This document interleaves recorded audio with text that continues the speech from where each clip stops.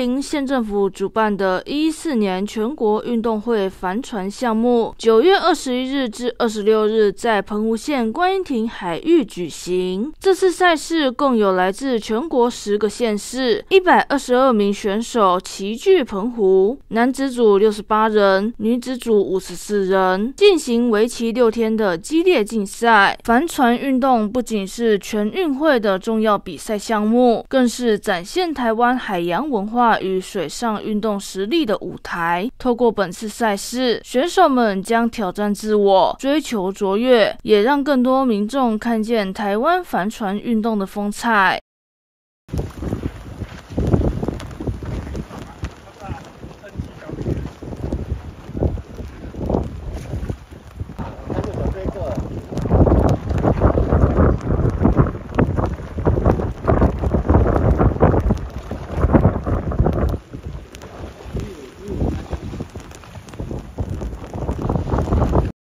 澎湖帆船协会表示，澎湖多年来深耕帆船运动，有各界支持，让他们有机会承办全运会项目，期待选手们在公平、公正、安全的环境下进行挥洒，创造佳绩，并将这份热情传递给更多人。由于这次赛事从21日起开始比赛，但22日因台风关系风量过大，所以比赛将延后，后续会看天候状况再行比赛。